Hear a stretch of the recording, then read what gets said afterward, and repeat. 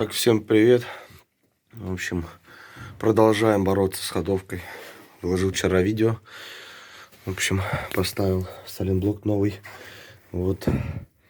Ну, не сильно оно это дало. Чуть-чуть все равно люфтит. А вот старый, который снял. Ну, как старый. Который полсезона поездил.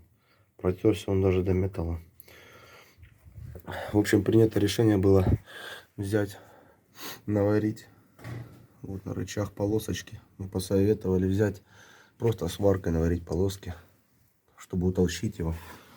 Подлез как смог. В общем, сверху немножко накапал. Сварка летит, капает, блин, все на руки, в лицо. Ну, что делать?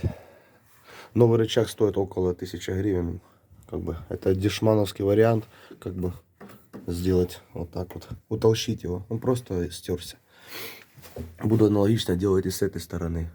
И, возможно, наверное, буду подлаживать под низ сюда куски ремня ГРМ все-таки здесь, чтобы обжать, чтобы лучше держалось, плотнее.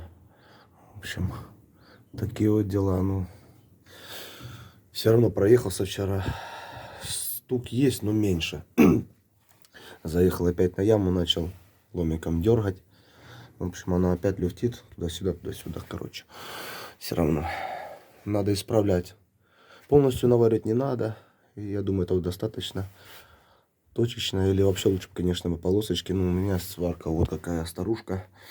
В общем, ей пока еще и прихватишь, попробуешь дугу поймать. На улице опять погода отвратительная, он метет у нас снег, ветер. В общем, холодно, мерзко. Но надо доделывать. В общем, как-то так.